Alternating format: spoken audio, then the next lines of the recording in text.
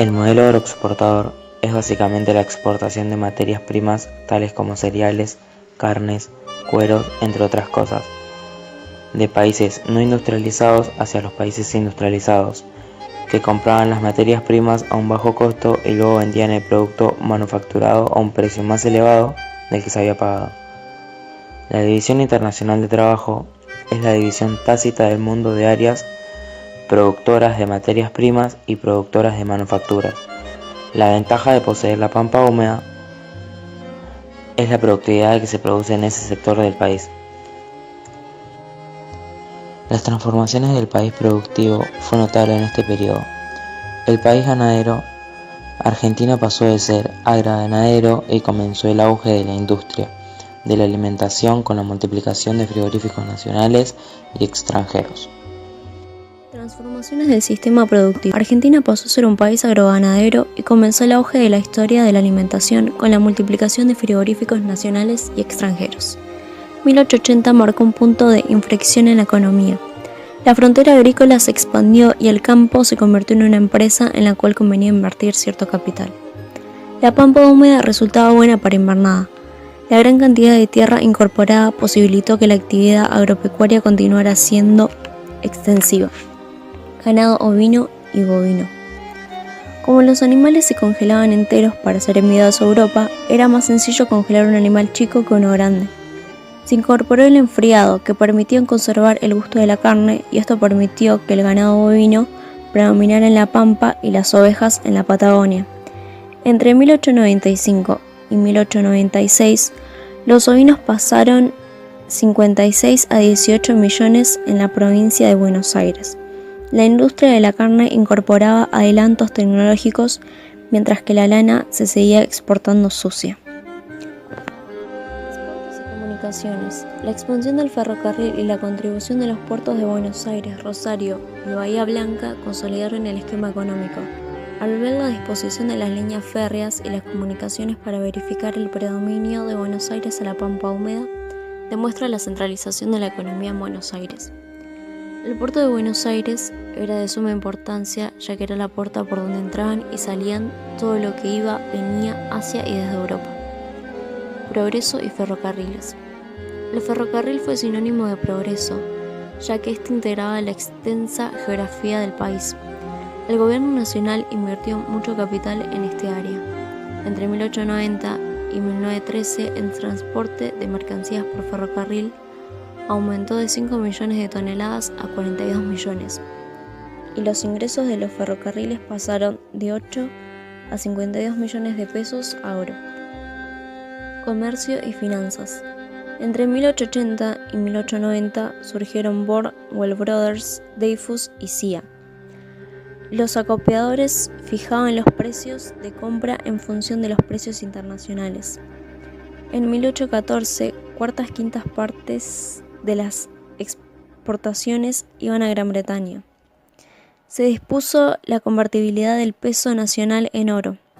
La convertibilidad debió ser suspendida en 1885 debido a la crisis de ese año. Luego fue restablecida por la ley de 1899 que creó el peso moneda nacional. Comercio y finanzas. El comercio de exportaciones era manejado por compañías. Entre 1880 y 1890 surgieron nuevas corporaciones, como Dreyfus y CIA. Los acopiadores se fijaban los precios de compra de los cereales a pequeños y medianos productores. En 1914, Armour y Swift controlaban cerca de la mitad de producción de las exportaciones que iban a Gran Bretaña. La expansión del comercio dio buenos resultados para la transformación del país y surgieron nuevas condiciones vigentes. Patrón oro y unidad monetaria. En el comercio internacional regía el patrón oro. Esto significa que los productos se cotizaban en oro y la cantidad de oro por cada país estaba condicionada. El sistema monetario era caótico. Para organizar el sistema surgieron leyes: proponer mantener el peso de plata, crear el peso oro y poner en circulación el peso billete. Eliminaron los bancos nacionales garantidos y establecieron que la emisión quedara a cargo de bancos especialmente autorizados al efecto, como el Banco Nacional, Banco de la Provincia de Buenos Aires, Banco de Santa Fe, Provincia de Córdoba y siga. También se dispuso la convertibilidad del peso nacional en oro, lo que significa que cada billete equivalía a cuánto pesara el peso oro. Bancos extranjeros y nacionales. El sistema financiero alcanzó su pleno funcionamiento. Importantes bancos extranjeros abrieron filiales en Buenos Aires. En el área estatal, el Banco Nacional fue reemplazado por el Banco de la Nación Argentina.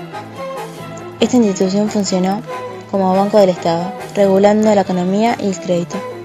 El Banco Hipotecario Nacional fomentó y respaldó el ahorro de sus clientes pidiendo garantías hipotecarias, lo que significa que el monto de dinero que otorga en un préstamo tenía que tener relación con una propiedad inmueble, una casa o un terreno. Así se aseguraban que en un caso de falta de pago, el banco se quedara con la propiedad y la remataba para asegurar el reembolso a sus clientes. Economía y crisis en la Argentina. La crisis fue recurrente en la historia argentina debido al desarrollo que tuvo el país en 1885 a 1890. Los factores indician planificación insuficiente de las inversiones o gastos, la propensión al gasto por sobre la inversión, la presencia de grupos de presión y la creencia común en gobernantes. Las causas generales que causaron esta situación en el país fue gracias al consumo de millones para una mesa de fondos públicos, como también obras públicas emprendidas por los gobiernos, como ferrocarriles, puertos, renovación de materiales, edificación y fundación de ciudades, establecimiento de campo en donde se utilizaron muchos millones más, como también en la especulación de tierras improductivas, donde su precio era de 400 pesos. También la importancia excesiva de mercadería extranjera y por último la decadencia de la industria saladeril. En todo esto se gastó millones de pesos en poco tiempo, en donde las obras se suponía que era para producir mayor riqueza, pero no lo eran. Y la crisis fue debido al progreso de actividades en tan poco tiempo. La crisis de 1890.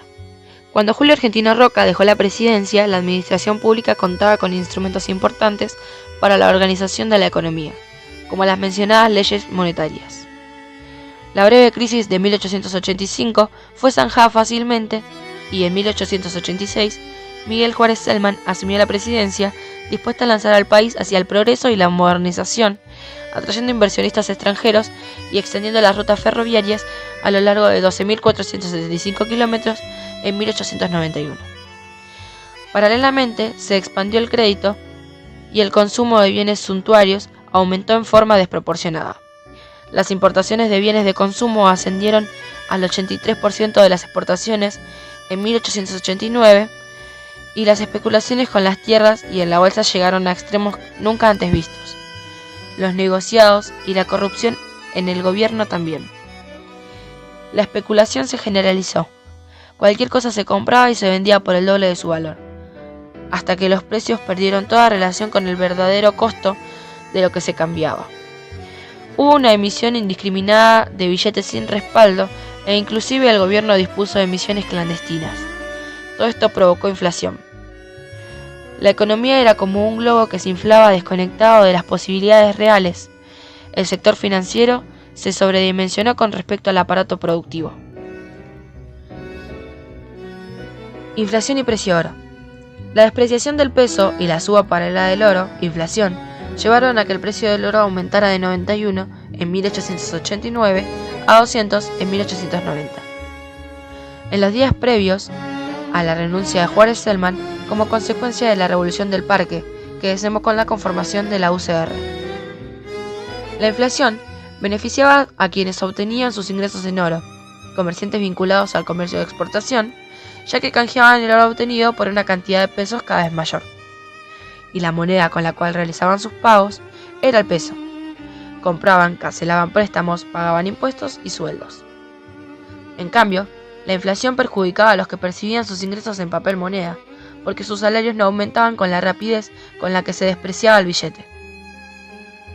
En 1889, los obreros del ferrocarril Rosario-Buenos Aires hicieron una huelga pidiendo que sus salarios siguieran la prima del oro, y lograron cobrar la mitad de sus sueldos en ese metal.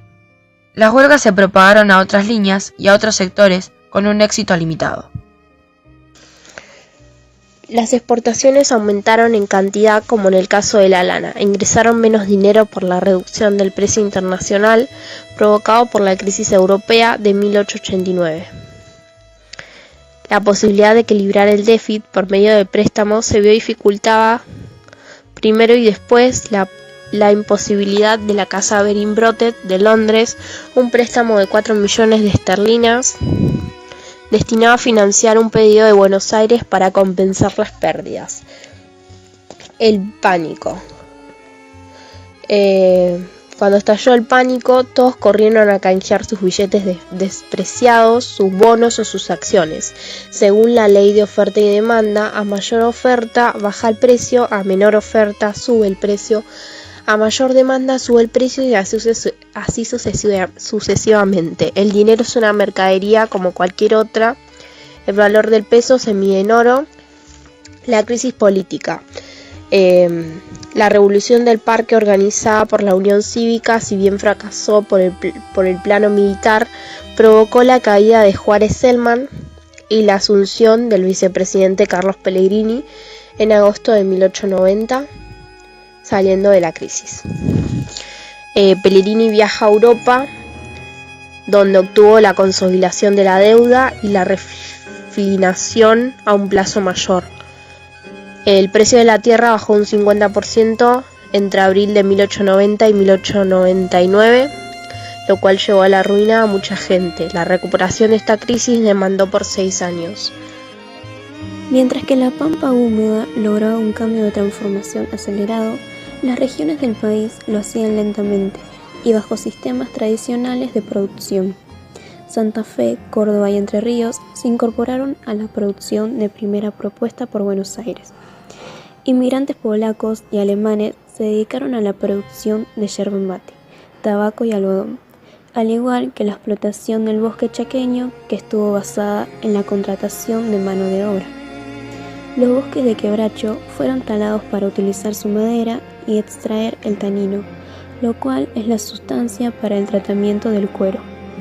La madera del quebracho es muy dura, por esta razón se utilizaba en los durmientes de ferrocarril y en postes de alambrados.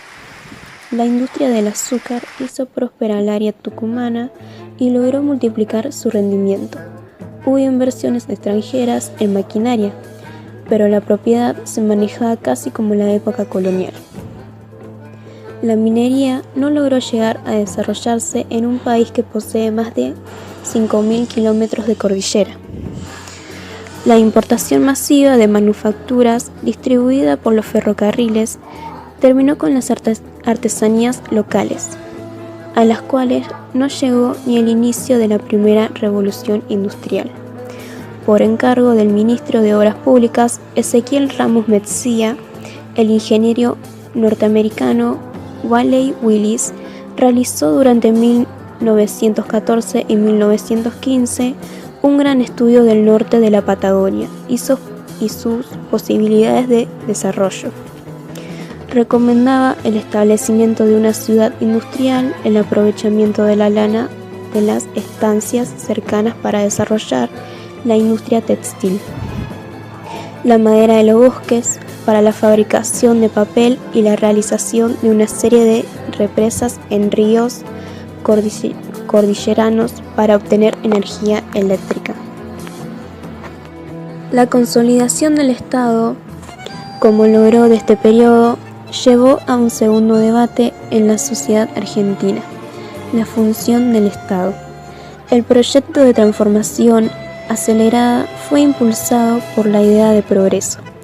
El mayor emprendimiento fue la modernización, que la podemos resumir en adecuar la economía y ajustar la complementación con Europa, obtener mano de obra para la agricultura y población para los espacios vacíos, crear condiciones favorables para el establecimiento de los inmigrantes y para la reconversión económica, asegurar el control político a la clase dirigente criolla, afirmar y difundir el pensamiento positivista y la cultura europea, sustentos de la modernización. Tamaña transformación solo era posible si se controlaba el Estado. Por eso, la generación del 80 buscó y logró el poder para ampliar su influencia.